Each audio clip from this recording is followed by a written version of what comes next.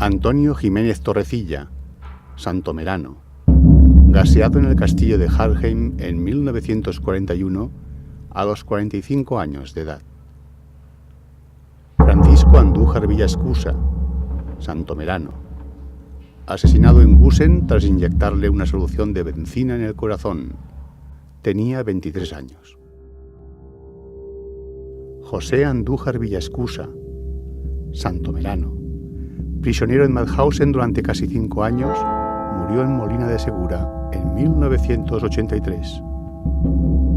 Jesús Valera Sarrias, santomerano, asesinado en Gusen, Mauthausen, en 1942 a los 21 años de edad.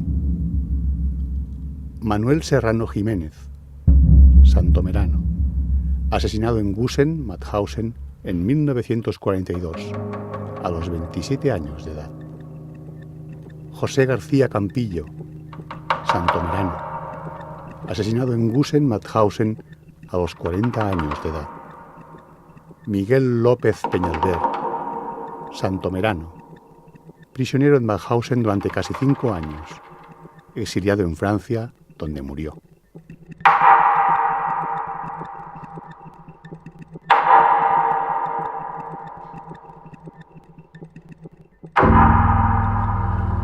Durante la Segunda Guerra Mundial, 7 santomeranos fueron deportados a los campos de exterminio nazis.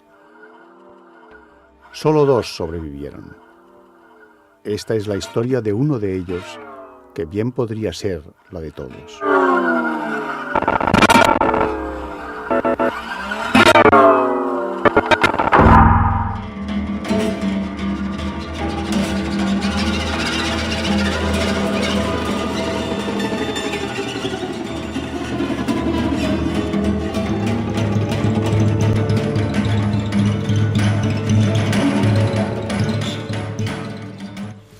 Mi padre, José Andújar Villaescusa, como mi tío, Francisco Andújar Villaescusa, habían nacido aquí en Santomera.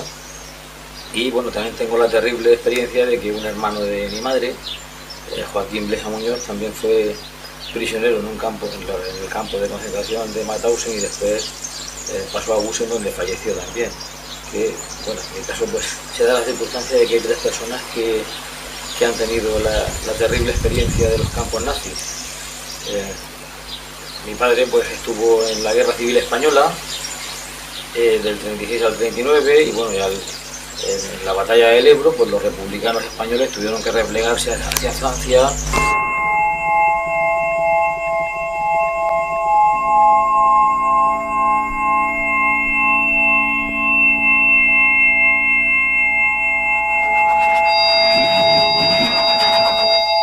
De manera de aquí ya estaba en peligro, pues pasaron o intentaron pasar a Francia, y allí en Francia pues ellos lo cogieron, y a partir de ahí pues ya pues, más o menos los pusieron en un campo de trabajo, y ahí en el campo de trabajo fue donde los entregaron vilmente al enemigo. Ya se los llevaron, estuvieron 21 días andando por caminos rurales. Dice que solo comían hierba de la que podían coger de los zapes y la olla de los. Y que cuando llegaron a aquello que fue, pues ya ves, 21 días comiendo hierba, y dice que luego no podían ni hacer de cuerpo siquiera. Cenar, toda esa hierba, que son para animales o para personas.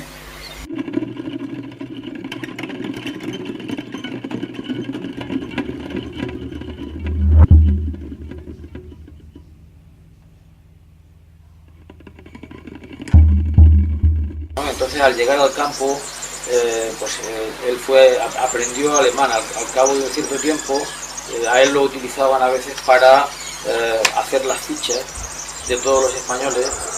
Entonces ahí, por ejemplo, una de las cosas que me contaba mi padre es que cuando él hacía las fichas, de pronto llegó una persona que era, bueno, aparte de su hermano, llegó también mi tío Joaquín Blesa Muñoz, y entonces se quedó mirándolo y dice: ¿tú vives en Murcia, en Santa Eulalia? Sí, sí, tal.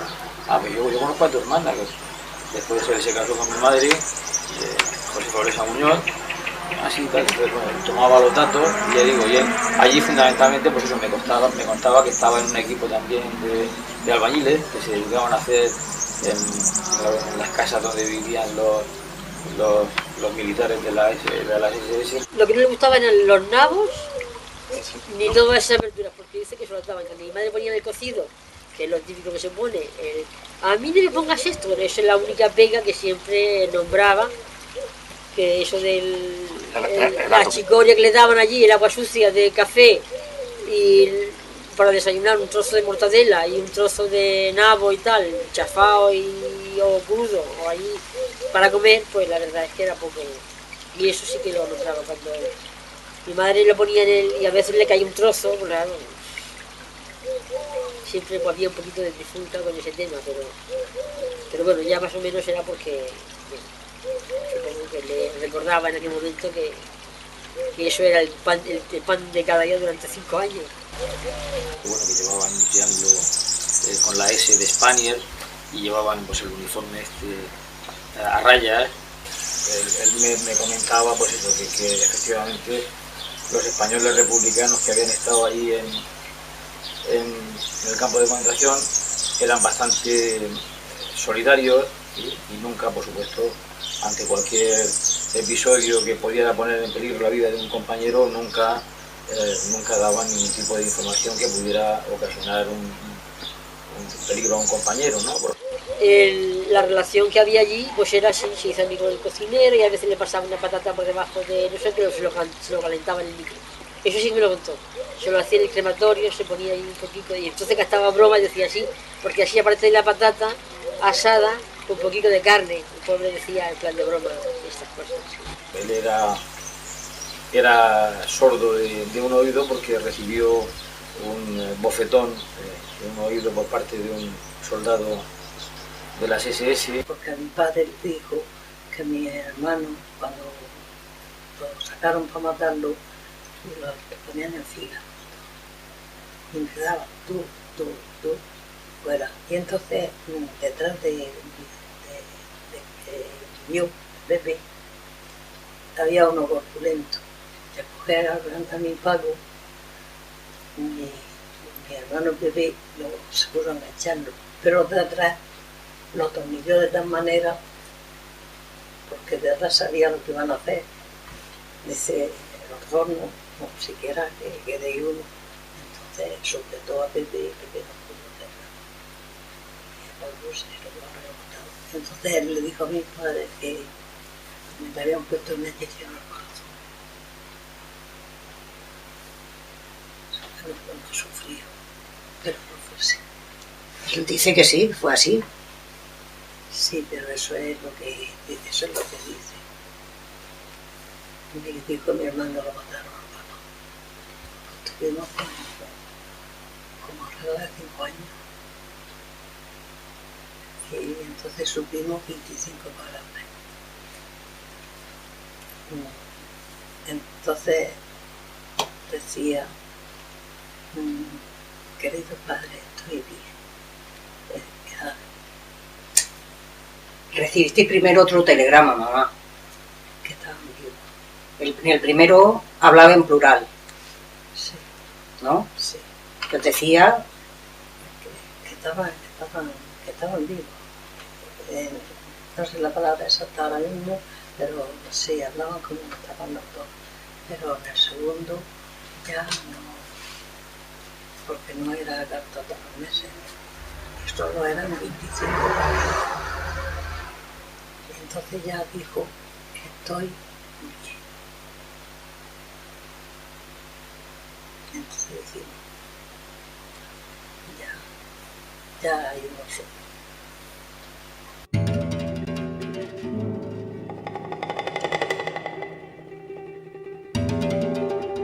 La verdad que llegaron a perder mucho peso prácticamente, ya digo, al salir del campo pues era muy poquito, unos 35 kilos creo que tendría mi padre al salir del campo.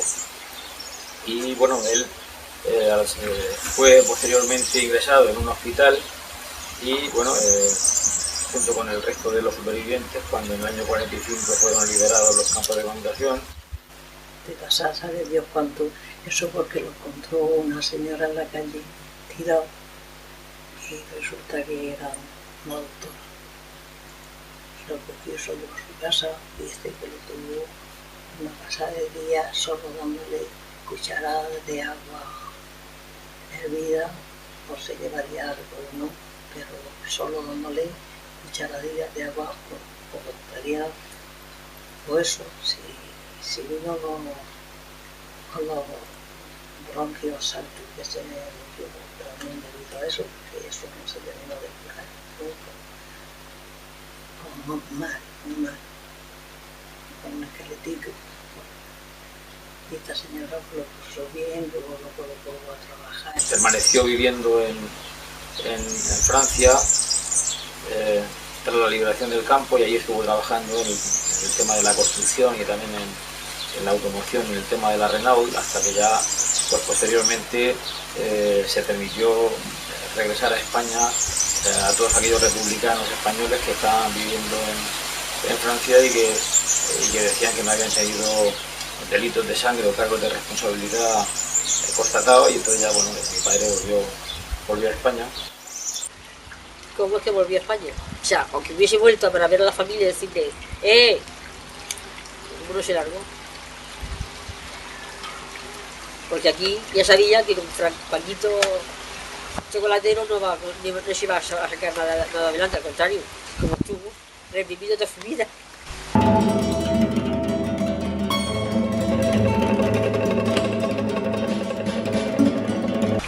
No, mi padre ya vino bastante tocado del campo, aparte de los pulmones destrozados, y el tabaco, tengo que decirlo, y el tabaco. Pero él siempre, bueno, era una persona que tenía la idea muy clara en cuanto a una serie de cosas, pero ya estaba mermada su fuerza, y mi padre pues ya no era el mismo, simplemente no era la misma persona. Sí, porque era alegre, pero esa tristeza en su vida, yo pienso que siempre el no te muevas porque te voy a dar, no volvió a ser nunca el mismo, eso está claro. Estaba siempre como coartado de a ver, si te dicen lo que no, y algo inconveniente, pues ya sabes que te van a pegar, o te van a meter en la cárcel, o te van a... Si él hubiera estado viviendo en Francia, hubiera recibido una pensión por parte del gobierno francés, que sí que había hecho un reconocimiento. Incluso muchos republicanos siguieron viviendo en Francia, o sea que sí que el gobierno francés hizo un reconocimiento a aquellos españoles republicanos que habían participado con ellos contra los alemanes, ¿no? Pero bueno, él de alguna manera pues tenía aquí a su familia, su madre ya había fallecido, pero su padre vivía y bueno, él quería seguir viviendo aquí en España. Entonces bueno, pues ya eso le motivó a volver aquí al campo de concentración. Bueno, sí que me contó, por ejemplo, que él trabajaba en una compañía de seguros y para poder trabajar aquí en España, a pesar de que él estuvo en el mando republicano, no le quedó más remedio que hacerse el carnet de la Falange, porque si no, no podría haber trabajado en España, o sea que era una condición sine qua non, y bueno, de alguna manera pues tuvo que someterse a la disciplina de tener que hacerse de la Falange para poder mantener a su familia. Bueno, Él trabajaba en el Club Ultra, pero su jefe era el jefe de la policía de los Pirineos, que era jefe de la Ultra. Ya se lo tenía allí, y desde allí lo tenían controlado. Fíjate, yo la primera vez que esto sale de mi boca. Digo, pero este ha estado ahí y ha estado bajo esa vigilancia de este.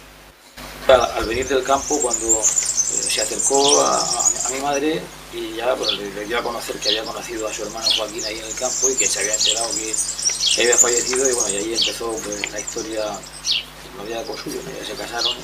Pues empezó a ir a misa, cosas así que nunca había hecho, porque mi madre quizá, bueno, le ayudó en cierto modo cuando volvió, él ni trabajo ni nada, presentarse cada día a la comisaría y todo era una persona. Entonces, muchas de las cartas de recomendación que tenía, pues eso era que tenía que pasar a la comisaría, que firmaban como que era una persona, el cura del pueblo, que era eso. O mi madre, que era de las Falanges, o sea, fíjate tú qué mundos más opuestos, fue la que en realidad pues aseguró un poco la vida de mi padre, porque si no mi padre pues para encontrar trabajo, sabiendo 3 idiomas como sabía, y como él tenía una base cultural bastante bien para aquella época, en aquel momento, pues no hubiese encontrado trabajo. Y encontró en Plus Ultra hasta 25 años de su vida. Lo que pasa es que mi madre, como era de derechas, allí había diferentes opiniones. Pero bueno, mi madre dice, ten en cuenta que si yo era así es porque tu padre no lo metieran más en la cárcel. Y bueno, de alguna manera yo me acuerdo cuando murió Franco que yo pues empezaba a tener una serie de ideas de izquierdas y tal, y entonces yo me alegré y tal, y mi padre y mi madre me decían, lleva cuidado y tal, no puedes alegrarte de que se muera Franco y tal, porque esto es peligroso y tal. Señal la alarma. Exactamente, entonces bueno, de alguna manera con un afán proteccionista de que no fuera a pasar nada y de llevarle cuidado, dice, porque no sabemos lo que puede pasar, la incertidumbre que se generaba con la muerte de Franco. Y de todas formas, bueno, mi padre tenía una visión de la vida de un centro izquierda, cuando yo viví ya con él la experiencia ya de más mayor, ¿no? Mi padre murió en el año 83, y ya digo, o sea, que yo tenía 23 años, ¿no? Y ya digo, por lo que los últimos años, pues ya él ingresaba con mucha frecuencia en hospitales por el problema de los bronquios, él llevaba oxígeno ya al final y bueno, estaba muy mermado a pesar de tener 66 años, pero cuando murió, pero estaba muy afectado, ¿no? Y ya digo, entre otras cosas porque la repercusión que tuvo sobre él el haber estado a la salida del campo de concentración en hospitales donde para tratar las infecciones utilizaban los primeros antibióticos que aparecieron en el mercado, que eran poco purificados, con lo cual desarrolló múltiples alergias a la mayor parte de antibióticos y bueno, pues eso condicionó el que en una de las últimas infecciones que cogió bronquiales pues no la superó.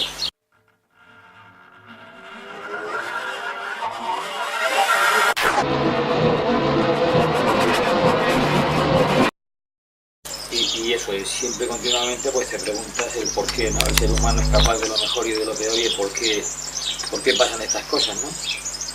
Y bueno, a partir de eso te invade una tremenda tristeza al saber que, como muchas veces aparecen en muchos libros, ¿no? Los españoles republicanos han sido tremendamente olvidados, ¿no? O sea, han tenido que vivir una guerra civil española, una Segunda Guerra Mundial y luego, por supuesto, han padecido de la falta de recuerdo por parte del gobierno español, que en ningún momento lo tuvo en consideración, ¿no? No queremos aceptar lo que realmente pasó allí y aquí ni allí ni el vecino de enfrente lo quiere reconocer. Ya en la época del ministro Serrano Súñez, bueno, pues cuando los alemanes dijeron al gobierno español que qué hacían con los republicanos españoles, le dijeron que hicieran con ellos lo que quisieran, ¿no? O sea que igual que otros prisioneros de otras nacionalidades, de otros países, han recibido el reconocimiento por parte de su gobierno, en el caso de los republicanos españoles nunca han tenido el reconocimiento que se merecen, ¿no? Y entonces, bueno, pues yo, desde luego, me parece importante la labor que estáis haciendo aquí en Santomera para que se conozca y de alguna manera el conocimiento de las cosas permite que no se vuelvan a producir. Aquí en España no se quiere reconocer lo que se pasó, porque en España no te dan un puto duro a nadie ni te han ayudado en nada, nada más que a machacarte, y porque eras en rojo, pues no podías levantar la cabeza. Eso está claro, aquí en España. Y eso, ahora que estamos hace ya 30 y pico de años de democracia, sí, entre cometas, pues seguimos igual, seguimos sin reconocer nada. Hacía tiempo que había que hacer un homenaje a los santomeranos, que por ejemplo yo desconocía que había santomeranos en el campo de concentración de Mauthausen. Pues antes de ponerle una calle o dedicarle una calle a Ortega Cano, puesto que los 7 que estuvieron allí, los 7 santomeranos que estuvieron allí en el campo de Mauthausen lucharon porque pudiéramos disfrutar la democracia que estamos viendo ahora mismo.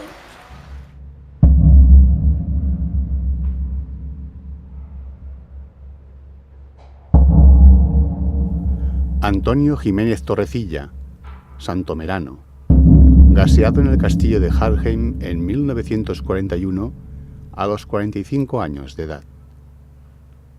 Francisco Andújar Villascusa, santomerano, asesinado en Gusen tras inyectarle una solución de benzina en el corazón, tenía 23 años. José Andújar Villaescusa, santomerano, prisionero en Mauthausen durante casi 5 años, murió en Molina de Segura en 1983. Jesús Valera Sarrias, santomerano, asesinado en Gusen, Mauthausen, en 1942 a los 21 años de edad. Manuel Serrano Jiménez, santomerano, asesinado en Gusen, Mauthausen, en 1942 a los 27 años de edad. José García Campillo, santomerano, asesinado en Gusen, Mauthausen, a los 40 años de edad. Miguel López Peñalver, santomerano, prisionero en Mauthausen durante casi 5 años, exiliado en Francia, donde murió.